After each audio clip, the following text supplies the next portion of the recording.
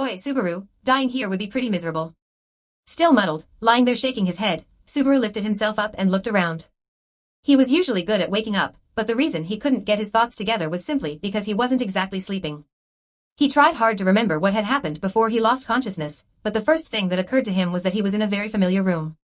Subaru, this is the mansion's living room, isn't it? Oh, Subaru, you're awake? A voice mumbled as if trying to make sure, then the door opened and Amelia's face poked through. Her silver hair in a braid, she had a slightly bright expression on her face as she walked over to Subaru on the couch, and bending over, she met his gaze. Being stared at so intently by her wide, round eyes, Subaru shrank down a little. Subaru, Amelia Tan, what happened? Amelia, as soon as you entered the mansion we heard you scream. Otto and I were really shocked. Then when we ran inside to see Subaru, I was sleeping? Amelia, saying it like that is a little deceiving, but it's not technically wrong, I suppose. Amelia put a finger to her lips and tilted her head slightly to the side. There was no sense of urgency in her reply. Scrambling when he just woke up, now seeing her in this relaxed manner, Subaru realized there was no emergency. Yet even so, he couldn't shake the feeling that something was out of the ordinary. He was certain that just before he lost consciousness, some kind of animal with sharp fangs had, Miss Amelia, might I have a moment? There was a knock on the door from the outside, followed by the sound of a woman's voice calling out to Amelia. Looking in the direction of the voice, she gave her assent with a small, sure, and the door opened slowly. Looking at the door casually opening, Subaru couldn't help but feel mystified. I don't recall ever hearing that voice before. His doubt was soon confirmed when he saw what stood just outside the doorway. I brought drinks and additional hand towels. Oh, I see you are awake already. The form of the smiling woman imprinted itself into Subaru's eyes. It was a woman with long, almost translucent blonde hair. The lines of her back were in perfect posture. Her appearance and behavior was in every way refined, and in her fluid motions, there was not a hint of unnecessary movement. She was wearing the same familiar outfit as other servants of the Roswell mansion, the cute and practical maid's uniform, with not so much as a crease or wrinkle visible. The plate in her hands held a water pitcher and hand towels, which she placed softly down on the stand in the center of the room without making a sound. If she were being scored, she would have passed with flying colors, that is, only if you overlooked her ferocious-looking physique and her fiendish smile. The uniform may be worn perfectly, but the one wearing it was slightly taller than Subaru, with an athletic build similar to his. If she were a he, it would have seemed healthy and strong, but when it was on a female, everything instantly crumbled. What's more, the smile at the end of her perfectly fluid motion was completely ruined by the set of sharp fangs peeking out through the corner of her mouth. Looking even closer, there was something unnatural about the sharpness of her gaze, and her green pupils seemed to give off a glinting light, like a carnivorous, feline beast eyeing its prey. Frederica, it is a pleasure to meet you. I am a servant of the household of Margrave Roswell L. Mathers, Frederica Bauman, Subaru, scary face. Her respectful introduction was interrupted by the overly candor words that slipped out of Subaru's mouth. Upon hearing this, the woman's expression congealed, and after her fiendish eyes blinked several times, tears began to form. Frederica, sniffle, sniffle, Subaru, wah, Amelia, Subaru you dunce. Without a word, the woman turned her face away, and even Subaru was shocked. Right after, he was assaulted by both an angry voice and the painful sensation of having his ear pulled. Ow ow. Letting out a cry and turning to look, he saw Amelia with her usually gentle brows furrowed angrily. Amelia, that's a terrible thing to say to a girl. Frederica did so much to take care of you, and you, Frederica, I ask that you might let it go, Miss Amelia. It is quite all right. I was the one in the wrong after all. I was so happy to have been called back to the mansion, I got too overexcited, and forgot that my looks are usually unpleasant for many. Pulling on the hem of Amelia's sleeve, the woman called Frederica, was shaking her head. With her other hand she was covering her mouth. Frederica, I apologize for startling you so. More than that, I did something very inappropriate a short while ago. I never thought I would mistake Natsuki Subaru-sama for an intruder. Subaru, intruder, wait a minute. I think I understand what happened now. Released from Amelia's chastisement for the moment, Subaru massaged his ear while taking in her words. In fact, he kind of realized the gist of what happened. Basically, the mysterious figure he ran into right after entering the mansion was Subaru. When I returned to the mansion, Frederica-san thought I was an intruder and so tried to take me out. Then, Amelia-tan came in after me and cleared up the misunderstanding, and that brings us to now, right? Frederica, that's exactly right. You really can process things quickly, I see, Subaru. There are things I can't read from just the situation though. No, before that, Frederica's agreement confirming his thoughts, Subaru then turned his gaze to Amelia, who was now standing behind Frederica, nudging her chin to point in Frederica's direction. He was painfully aware of the meaning behind Amelia's action. So Subaru stood up from the couch, and facing Frederica, said, Subaru, nice to meet you. I am very sorry for saying something so uncalled for all of a sudden. I know I can't make excuses like having just woken up, or that I was just joking around and expect to be forgiven. You can decide whether to boil or fry me, though I would be really thankful if there wasn't much pain involved. To say he was acting like a man, it was more like Subaru dipped his head while saying this somewhat limp apology. They definitely started off on the wrong foot, but unlike her, who had only attacked a suspicious intruder, Subaru's words were just completely rude. So, just as he said, if it would clear up her anger, Subaru would willingly accept any kind of punishment. Preferably without physical pain, and his hopes were rather leaning towards emotional abuse instead. That much was the commitment of the man Subaru's rather effeminate apology. Frederica, haha, you really are a funny guy. With those words, her smile hiding behind the hand covering her mouth, Frederica blew it all away. At the question mark floating above Subaru's head, Frederica bowed, the translucent, golden hair flowing around her face. Frederica, I should really be the one apologizing. On Miss Amelia's request, I have been testing you, Subaru, testing? At Frederica's words, both Subaru and Amelia tilted their heads. They had no idea what she was talking about. It'd be fine if Subaru was confused, but if he were to believe her words, then it would be strange to see Amelia showing the same air of confusion as well. Looking at their synchronous response, Frederica's smile deepened. Frederica, even though I may have been acting according to my sense of duty to protect the mansion, what I did to Subaru-sama was still rude. I was prepared, or rather left with no other choice, but to be relieved of my position after such an act. Subaru, no, I think you jumped to that conclusion way too soon. I'm a guy who will understand if we talk things out, right? Frederica, then, Miss Amelia asserted herself ever so firmly. She really tried so hard, I thought for sure even my face would turn red from the flowery things she was saying about Subaru. Subaru, wah. Shocked by what she had just said, Subaru let out a strangled cry, looking towards Amelia. While Amelia was standing there trying so hard to hide her own deep scarlet countenance. Amelia, Freca.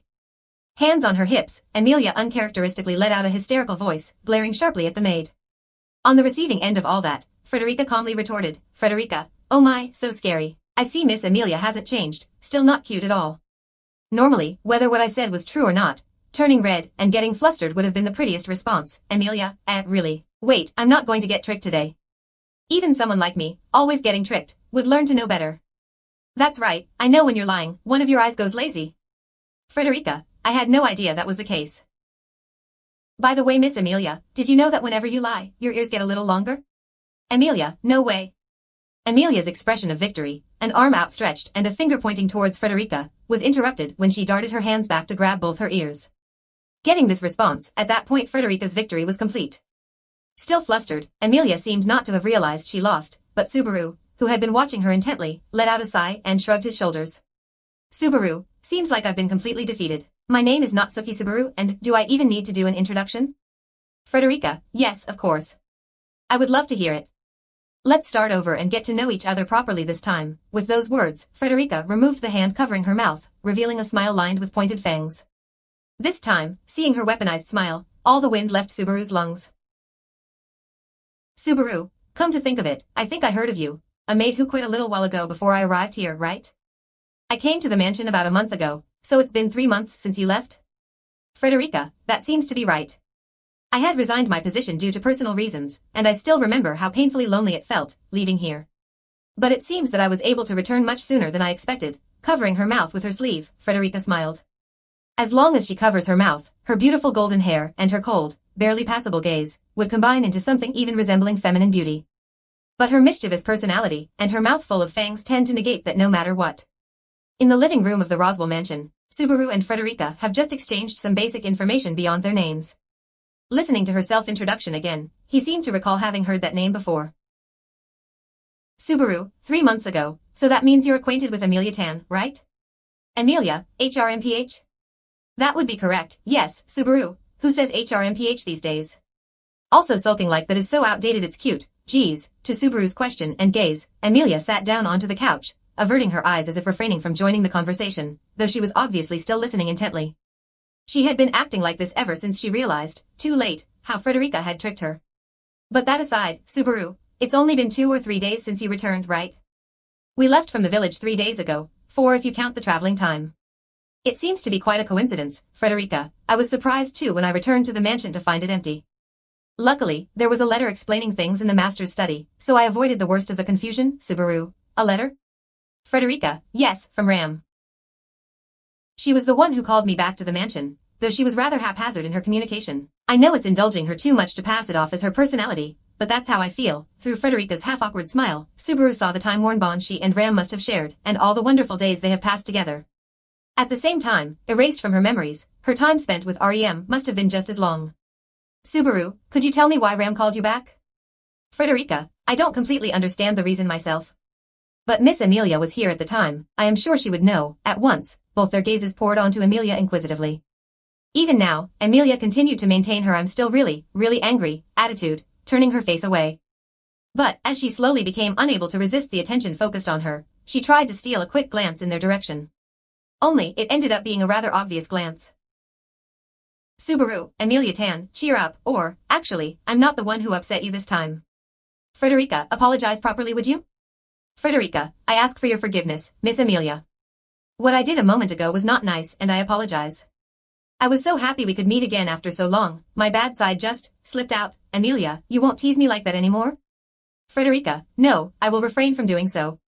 For all the world I will never again tease Miss Amelia in that manner again. Subaru couldn't quite get rid of the feeling that the wording of Frederica's apology left some room for interpretation.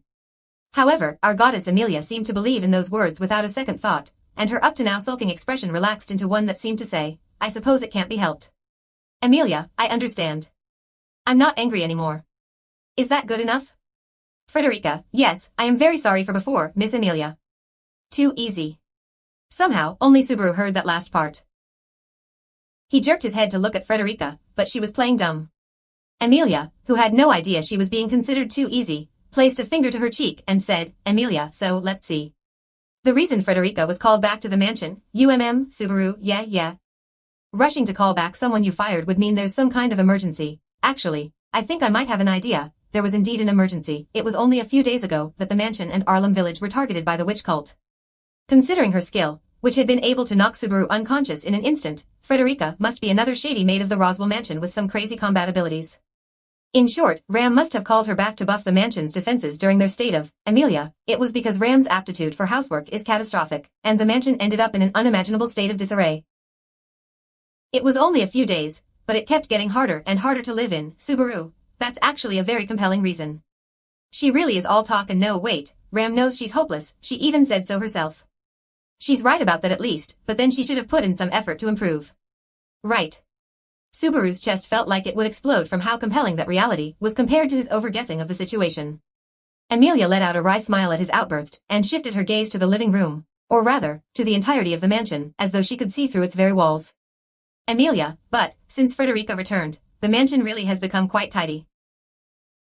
I think Ram made the right decision in leaving it to someone capable, rather than make things worse by ignoring it. Subaru, Amelia Tan, I don't think you meant it, but that statement's like a slap to the face. And, well, I still don't think that's a good enough reason for her to give up so easily. Frederica, putting Ram's assessment aside for the moment, it has been such a long time since I have been given the opportunity to do some really worthwhile work. Luckily, since no one was around, I was able to spend the time on further cleaning the mansion. Listening to Frederica speak of diligently holding up this household, Subaru held his breath, unable to ignore the pain wrenching in his heart. For this was the forces of the world compensating for the eradication of Ram's existence by the authority of gluttony. Subaru, I guess since Ram can't run the mansion by herself, the obvious solution was to rely on someone else, so Ram had contacted Frederica, who had resigned, asking her to return to the mansion. Without REM, the Roswell estate couldn't continue to function, and so, Rem's replacement, Frederica, had arrived. Yet, the only one in the world who knows of this sad truth is Subaru. Ram had only done as necessity demanded, without stopping to think about why she needed Frederica's help all of a sudden, or just how she had managed to take care of the estate until then. That was all there was to it.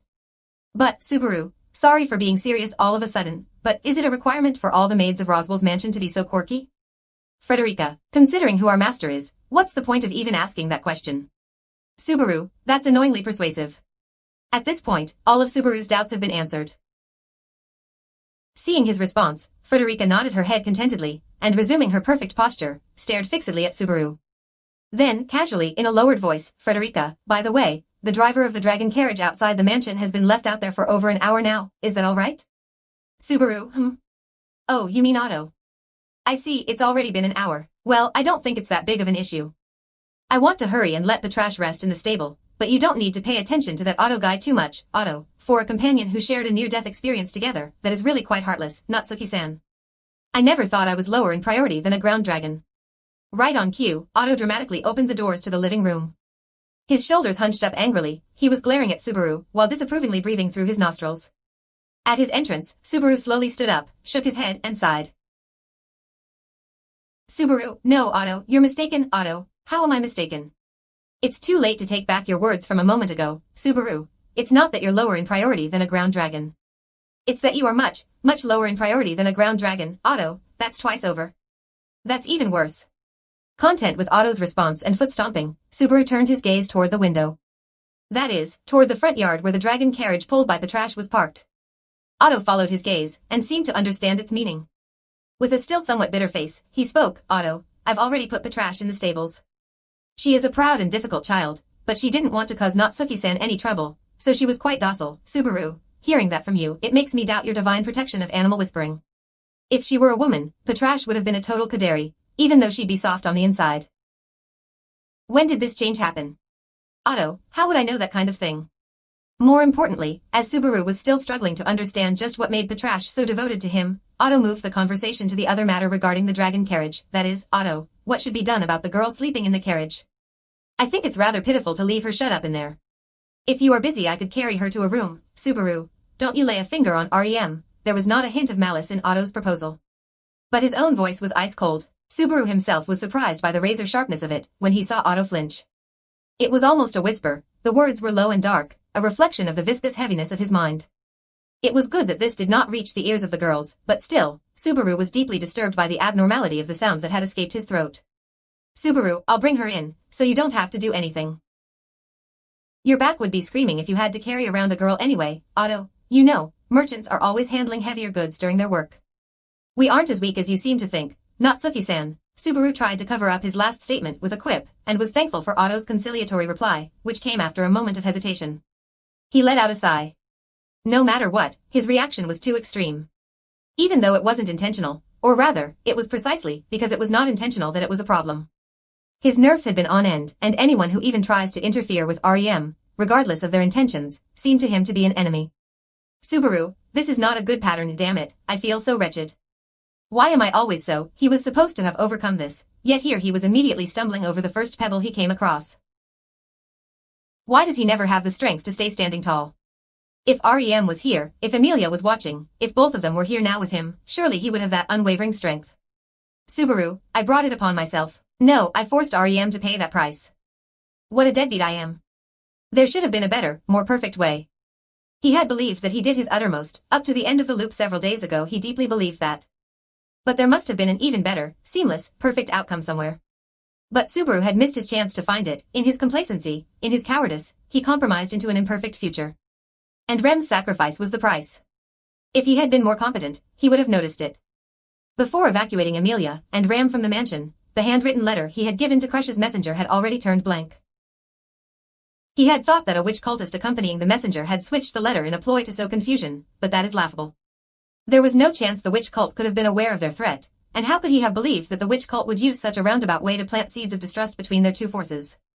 More than that, if they went to all this trouble, compared to a blank letter, would it not have been more effective to alter the contents? Then why was the handwritten letter blank? If it was not the work of the witch cult, then there could only be one answer. Subaru, REM wrote the letter. I was the one who asked it to be delivered, and Crush was the one who gave it to the messenger, so the reality of it being handed over remained, and only the contents were erased, that is the authority of gluttony, and the fate of those whose name and memories were eaten. An existence erased from the world, leaving only a complex web of incongruities behind. If you weren't aware of it, you'd never feel the unease, you'd never even realize anything had been missing. If that was the case, for who, or for what, would have been the purpose of that existence, Looking deeper into the fact that the letter was blank, properly investigating, fathoming, delving into the truth, perhaps he could have done it. What Amelia had said then, come to think of it, the letter had arrived on the evening before the final day. At that moment, the contents of the letter were already gone, then REM would have been attacked before that time. If so, then hardly any time had passed since Subaru and REM had parted ways. The chances of being able to catch up were minuscule, but at least there was a chance. Only, Subaru had let that chance slip by. Why it had slipped by, he could no longer tell. Had he really not felt anything was out of place? Ram, with her sister complex, Amelia, who was aware they had left REM with him in the capital, yet they had not mentioned REM at all, so why Subaru? He finally realized it. At that moment, Subaru let out an idiotic cry and brought his hand to his forehead. With wobbly movements he slid over to the wall and smashed his head as hard as he could against it. Shock and pain. But once wasn't enough. Again, and again he repeated. Amelia, Subaru. At his inexplicable action, the three with him were shocked into speechlessness. But Amelia was first to return to her senses and called out to him bewilderedly. She gripped his shoulder from behind, turning him around. Amelia, what's wrong all of a sudden? It's not like this is the first time you've done something strange, but this is. Oh, look, your forehead has gotten all red. Subaru, the extent of my stupidity. From the bottom of my heart, I am amazed, really. Feeling the coolness of the tips of Amelia's fingers on his forehead, Subaru shook away his head in a trance of self-loathing. Like he said, he could not bear to look at this own foolishness. Then, suddenly drawing close to Amelia, Subaru fixed his gaze into hers. Subaru, Amelia Tan, I have a favor to ask. Amelia, Wha? Hold on, Subaru, your face is close and your eyes are scaring me. Subaru, my helpless idiocy, could you please insult me a little? Amelia, huh? Startled, Amelia grew wide-eyed. Seeing rejection in her response, Subaru reached out to place both hands on her shoulders, holding her tightly, preventing her from running away, and then brought his face in even closer. Subaru, please. Don't forgive me, just insult me. Amelia, that, I can't do that. I don't think you've done wrong or anything, Subaru, just find a way. Amelia, even if you ask me that, Subaru, please. If you do this for me, I'll offer you my very soul. Amelia, saying something this heavy is only making me more uncomfortable. Geez, I guess I really don't have a choice. Amelia hesitated agonizingly against Subaru's desperate, perverse plea, but finally she nodded in resignation. She cleared her throat and looked up at Subaru. Amelia, Subaru, you blockhead. Subaru, you, Amelia, you naughty, hyperactive, stubborn, selfish, rascal, don't know when to give up, yet way too cocky jerk. Subaru, gu. Ghoul and Amelia, no one asked you, yet you only worry about other people, and don't know your limit. You're a softie who supports a hated half-elf.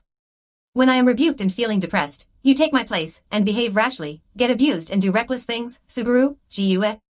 Amelia, you listen but don't respond properly, a coward who flirts and then runs away. A fool who comes to help someone in trouble, even after they had a huge fight. When things just aren't working out, when you want something you say the right thing, it's so unfair. Then, when it's all over, and everyone is running around taking care of the loose ends, you go to sleep by yourself and slack off. Subaru, you dullard. Subaru, dullard. Now there's a word you don't hear much anymore, you know, Amelia Tan. He had been expecting a rebuke, but the abuse he received was far from it. The words didn't scratch at his heart and leave ugly scars, instead they were deep and kind, and left their mark on his and Amelia's hearts alike. At Subaru's call, Amelia kept her gaze pointed up at him, pursing her lips. Amelia, what, Subaru? How do I say this? Is that how you feel about me? Amelia, I know, it's like all my feelings just flew out. Then I sort of went with it, and after a while I had no idea what I was saying. Subaru, do you think that is how I really feel? Subaru, I wonder. When you get caught up in the moment, are they your true feelings? I don't know if I could tell. At the very least, Subaru had experience regretting things he said in the heat of the moment. Were those long pent-up feelings wanting to finally escape her heart, or just the thoughtless emotions of a moment blurted out all of a sudden? He thought no one could ever answer that question. Subaru, thank you, Amelia Tan. Amelia, all I did was say bad things about you. To get thanked for that, Subaru, you really are abnormal, aren't you? Subaru, abnormal, but for Amelia Tan alone. If I hear it from you, then no matter if it's insult, abuse or a traffic safety poem, it will stir up my pleasure senses. Amelia, the last one I didn't understand, but it seems like something I really don't need to know, so I'll forget I heard it. So are you satisfied now? She tried to respond while suppressing a giggle, but in the very end, her eyes looked tinged with sorrow. It was unfair, the raw expression she showed him sometimes, and it was why he couldn't leave her be. In answer to her gesture, Subaru smiled a broad smile that showed his teeth. Subaru, yeah, I'm fine now. Actually, maybe I'm still not okay. But if I were to get a kiss from Amelia Tan to break my curse, I should be able to find the courage I need. If only, Amelia, that's too bad, because the request office has closed for the day. Subaru, damn it. I screwed up. Why am I always too late? As if full of regret, Subaru fell to pieces. Seeing this, Amelia let out a wry smile. After spending some time looking wretched, Subaru finally stood up and looked around the room. Subaru, that said, I'm afraid there is some business I need to take care of. I feel bad for leaving everyone and Amelia Tan, but I need a little time. I don't think it will take too long, but what's with your face, Otto? Otto, I feel like charging you for reparations after witnessing that ticklish scene, but I'll leave the negotiations on pricing for later. What were you doing? Otto, forgotten until now, voiced his discontent, to which Subaru crossed his arms and cocked his head in contemplation. Come to think of it, Otto doesn't know about the last person in this mansion he has yet to become acquainted with. If that's the case, to tell Otto where he was planning on going next, just what words would be proper? After agonizing over the problem for just a bit, Subaru unfolded his arms and said, Subaru, well, I'm going to go meet a loli with drill curls holed up in a room that smells like mold. With that, he completely abandoned any responsibility to explain the situation, and left Otto to his state of confusion. Clone.